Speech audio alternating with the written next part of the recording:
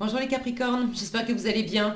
On va découvrir ensemble vos énergies du 1er au 15 janvier. Gardez bien à l'esprit que ce sont des énergies générales, c'est comme une sorte de météo et vous seul décidez de ce que vous en faites. Donc prenez uniquement ce qui résonne pour vous dans ce tirage et le reste vous laissez. Je vous invite également à consulter les vidéos de votre ascendant et des autres signes de votre thème astral pour compléter ces informations. Ici, l'énergie avec laquelle vous entrez dans cette quinzaine, ce que vous voulez pendant cette période, comment vous vous sentez, la force qui vous soutient, le challenge à relever, le résultat global de cette quinzaine et deux messages conseils pour finir. Les jeux que j'utilise cette semaine sont le Modern Spellcasters Tarot et les messages de vos anges. Vous retrouvez sous chaque vidéo la liste de tous les jeux qui sont régulièrement utilisés ainsi que les liens, le lien pour les guidances personnalisées. Alors, on y va. Vous avez la grande prêtresse, le 10 de bâton, le 7 de coupe, le 6 de denier, le 8 de coupe et le cavalier de denier pour finir. Pas un tirage assez posé. Il y a une recherche d'équilibre, une recherche de la meilleure option. Voilà. Alors la meilleure option, pourquoi? Ça, vous savez mieux que moi. Ça peut être dans le travail, ça peut être dans votre vie privée, ça peut être simplement en vous-même, d'apprendre davantage de vous-même et de trouver de nouvelles façons de vous comporter, de nouvelles attitudes, de nouvelles façons de penser, quelque chose de plus équilibré. Mais vous êtes face à des choix, face à un apprentissage aussi, et le but c'est d'aller de l'avant, de construire quelque chose qui va être mieux. Vous voulez plus, vous voulez mieux, vous voulez quelque chose qui soit plus léger aussi, vous voulez mieux vous y retrouver dans une situation, vous voulez mieux vous retrouver vous-même, avoir un meilleur équilibre, que ce soit intérieur dans vos valeurs ou que ce soit avec l'extérieur dans le monde concret. Mais il y a vraiment un apprentissage. Alors vous démarrez avec ça, l'apprentissage. La grande prêtresse, beaucoup de sagesse, beaucoup d'intuition. Pour certains, vous avez... alors pour certains, peut-être que c'est vous qui êtes formateur, formatrice. Pour d'autres, vous êtes en train de vous former. La grande prêtresse parle de sagesse, d'aller piocher du savoir dans les bouquins, de bien lire les petites lignes dans les contrats qu'on est en train de signer. C'est une carte qui parle de secrets à découvrir, de certainement pas se précipiter. Donc vous êtes très, très avisé, très inspiré. Et très posé au début de cette quinzaine. Vous avez à cœur d'apprendre, de découvrir, de ne pas faire n'importe quoi, d'observer, de laisser les choses aussi venir à vous, plutôt que d'essayer d'aller forcer les choses. Vous laissez les choses venir à vous.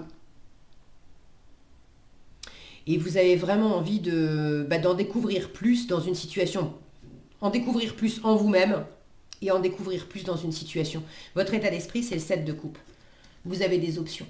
Votre état d'esprit, c'est j'ai du choix, j'examine les différents choix qui se présentent à moi et je veux aussi avoir le choix.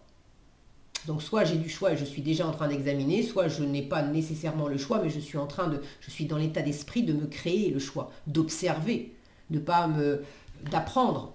C'est pas parce que j'ai une possibilité, une opportunité, qu'est-ce que je peux découvrir, qu'est-ce que je peux creuser, qu'est-ce que je peux apprendre pour créer plusieurs opportunités et observer qu'est-ce qui me conviendrait le mieux.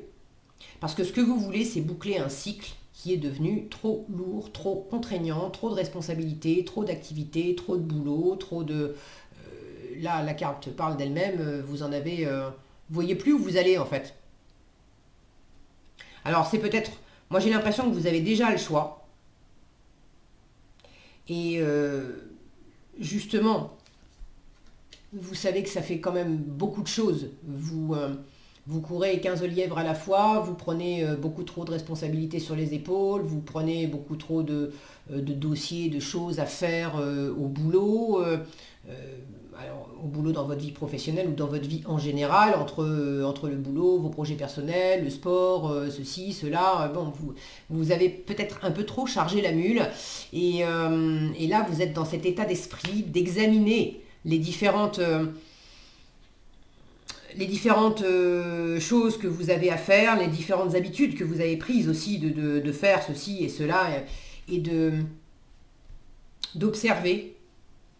Qu'est-ce qui vous nourrit? Qu'est-ce qui vous nourrit encore? Qu'est-ce qui vous nourrissait hier et qui vous nourrit plus aujourd'hui? Quand je dis nourrir, c'est qu'est-ce qui me nourrit peut-être financièrement, mais émotionnellement, ça ne me nourrit plus.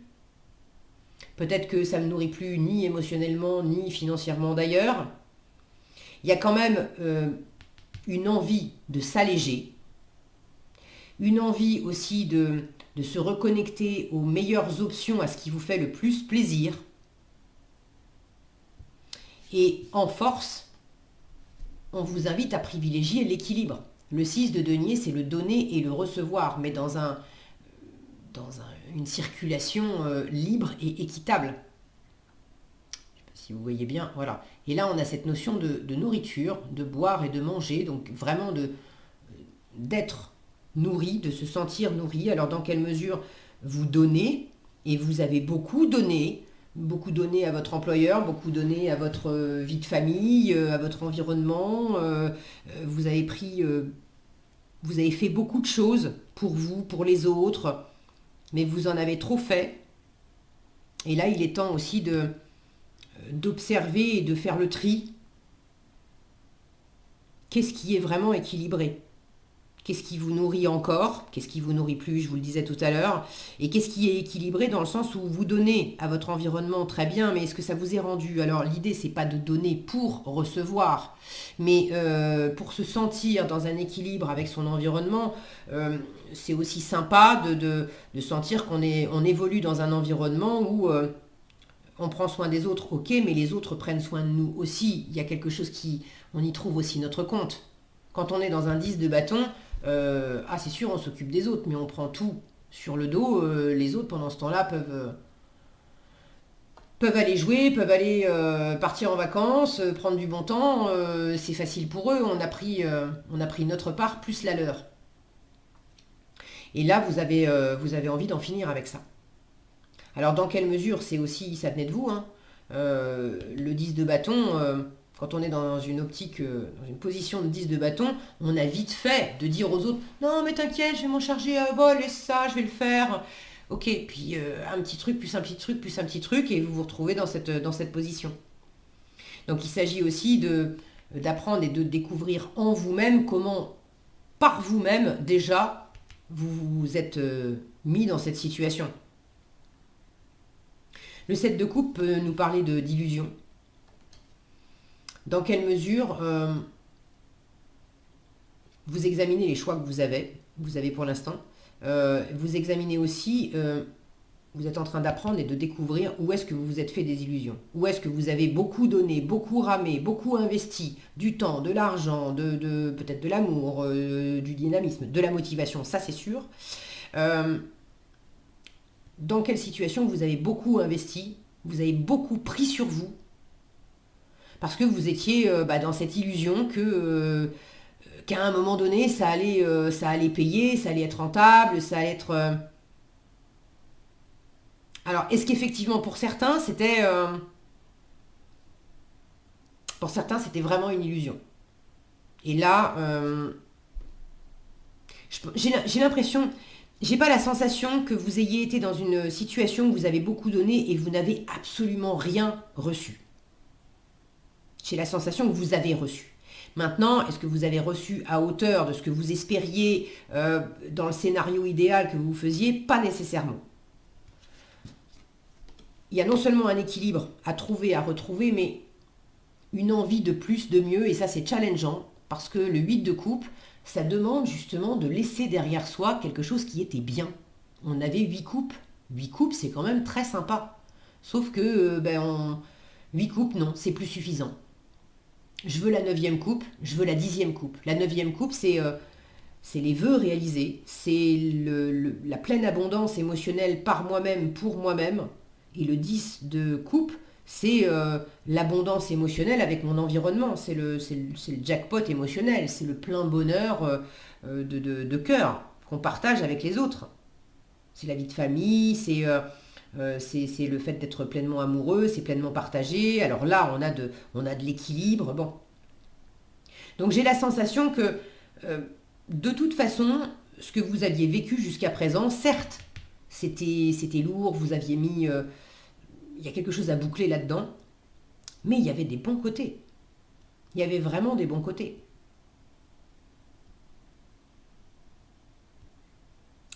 Mais là, il y a quelque chose à boucler. Et vous voulez boucler 10 de bâton, on est en bout de cycle. Donc vous voulez boucler un cycle, vous voulez en finir avec quelque chose. C'est pas nécessairement, il ne faut pas jeter le bébé avec l'eau du bain, c'est pas nécessairement en finir par exemple avec votre relation de couple. Mais ça peut être au sein de votre relation de couple, de vous apercevoir que ça fait longtemps qu'on fonctionne sur le même mode.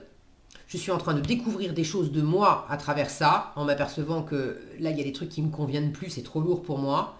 Je suis en train de découvrir aussi des choses de l'autre, d'examiner les différentes options que j'ai, de faire différemment avec ma partenaire de vie, de privilégier en force l'équilibre, le donner, le recevoir, dans quelle mesure j'ai trop donné et pas assez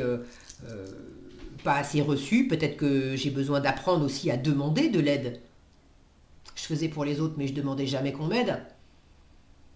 Dans quelle mesure c'était le contraire aussi. J'ai peut-être beaucoup reçu et puis pas assez donné. Bref, il y a un équilibre là à trouver. Et en challenge, c'est pas nécessairement de quitter la relation, mais c'est effectivement de me retrouver. Moi, le 8 de coupe, c'est un retour profond à soi-même. On va vers le 9 de coupe. Et le 9 de coupe, c'est l'abondance émotionnelle en pleine indépendance. Ça ne veut pas dire qu'on est seul, mais ça veut dire qu'on n'a pas besoin de l'autre pour être pleinement épanoui, pour être pleinement équilibré et pleinement heureux. Là, il y a quelque chose à réajuster. Donc vous avez besoin de revenir vraiment à vous pour trouver ce réajustement. Et c'est challengeant parce que il y a aussi le rapport à l'autre qui est impliqué dans l'équation. Le 8 de coupe, c'est aussi cet appel fort de son intuition. Regardez cette lune. C'est l'appel fort de votre sensibilité, de votre intériorité, de qui vous guide à faire autrement. Cette grande prêtresse, elle est très intuitive. Donc vous avez votre intuition qui vous chuchote à l'oreille que quelque chose ne peut plus durer, que vous avez besoin de trouver d'autres alternatives. Des nouveaux comportements, des nouvelles attitudes, des nouvelles options, peut-être des nouvelles personnes, peut-être des nouvelles situations, je ne sais pas. Mais votre intuition vous chuchote vraiment de bien étudier la question pour faire différemment, pour ramener un équilibre et pour boucler quelque chose et puis entamer un nouveau cycle qui va être plus léger, plus porteur, qui va vous convenir beaucoup mieux en fait. Le 8 de coupe, c'est aussi un peu le tri dans les placards. Vous savez, les fringues qu'on porte depuis 15 ans. Ouais, c'était sympa, mais bon, en même temps, ça fait combien de temps que j'ai pas mis ce truc-là? Maintenant, ça fait 10 ans. Ok, je l'ai gardé pourquoi? Parce que je l'adorais. Ok, mais est-ce que je le mets encore? Non. En plus, il y a des taches, où il est trop petit, où il est trop grand, ou bon. Et c'est accepter de se séparer de ça pour faire de la place et aux nouvelles tenues. Donc là, il y a une espèce de mutation qui est en cours. On ne se précipite pas. En résultat, cavalier de denier, une énergie extrêmement fiable. On prend les choses posément. On veut construire, on veut développer quelque chose, on veut que ça soit solide, durable. Donc il n'est pas question de se précipiter.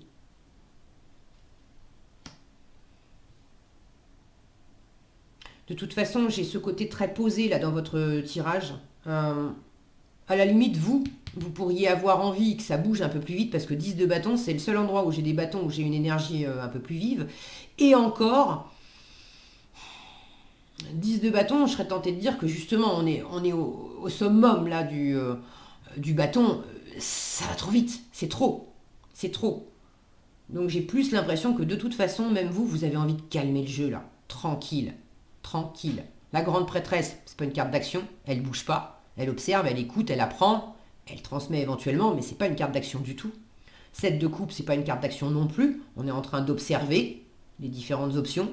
6 de denier, il peut y avoir de l'action, mais enfin c'est quand même tranquille. L'idée c'est d'être dans l'équilibre de valeurs. Alors que ça soit équilibré dans les valeurs, dans les ressources matérielles, financières, que ça soit équilibré aussi intérieurement dans vos valeurs.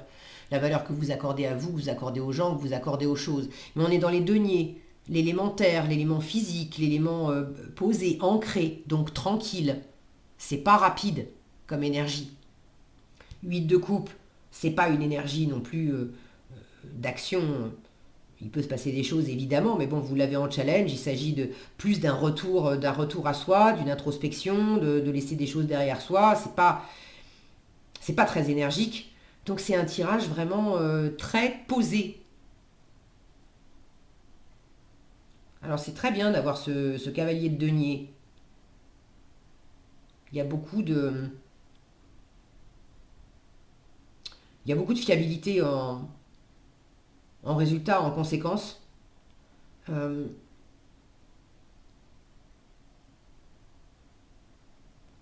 Pour certains, il pourrait y avoir quelque chose, une proposition qui vous est faite de l'extérieur et justement que vous avez besoin d'examiner. Alors il ne s'agit pas de dire oui tout de suite, mais c'est quand même une proposition qui est assez intéressante, qui est assez prometteuse. C'est pas quelque chose qui va se faire du jour au lendemain, c'est pas une révolution, c'est pas un truc, encore une fois, rapide, où on vous demande de prendre une décision en 2 minutes. C'est pas ça du tout. Mais il pourrait y avoir des investissements à faire, investissements de temps, d'amour, d'énergie, d'investissements financiers, qui demandent à être bien étudiés, mais ça pourrait être très, très porteur. Ok, qu'est-ce que vous avez en message? Azur et Maya. Azur vous dit, votre souhait se réalisera prochainement, ayez confiance et soyez patient, ne forcez pas les choses. Je vous disais, c'est lent, c'est posé votre tirage, donc effectivement, si vous êtes encore un peu tenté là, de mettre cette énergie de bâton, on calme le jeu. Soyez patient, ayez confiance. J'ai ce côté très, très fiable du cavalier de denier, et puis certes, on ne sait pas tout avec cette grande prêtresse, mais bon, il y a beaucoup de sagesse aussi avec elle. Donc même si vous n'avez pas toutes les preuves tangibles que ça se passe bien, apprenez ce que vous avez besoin d'apprendre, faites ce que vous pouvez faire, et puis soyez dans cette intériorité, même si c'est un peu challengeant pour vous laisser guider par votre intuition, pour sentir vraiment où est-ce que ça vous parle, où est-ce que ça ne vous parle pas, et puis après, ce qui ne dépend pas de vous, ce qui dépend de l'univers, et ben voilà, c'est... ayez cette confiance, ayez cette patience, ne forcez rien, les choses sont en train de se développer lentement mais sûrement. Et Maya vous dit, l'école, les études, l'éducation, c'est cette grande prêtresse, favorise aujourd'hui votre développement personnel et l'accomplissement du but de votre vie. Les anges vous guideront et vous aideront. Il y a quelque chose que vous êtes en train de découvrir et d'apprendre pour aller vers une meilleure version de vous-même. Alors, vous ne savez pas encore tout, vous avez encore des choses à découvrir, et ça peut être un peu challengeant aussi de vous découvrir justement, mais continuez, vous êtes guidés et on vous aide. Voilà ce que j'avais pour vous les Capricornes, j'espère que cette vidéo vous sera utile. Si elle vous a plu, je vous invite à la liker, la partager, la commenter. Et pour être averti quand je publie de nouvelles vidéos, il suffit de vous abonner et d'activer la cloche des notifications. Prenez bien soin de vous, passez un excellent début janvier et je vous dis à bientôt dans un prochain tirage.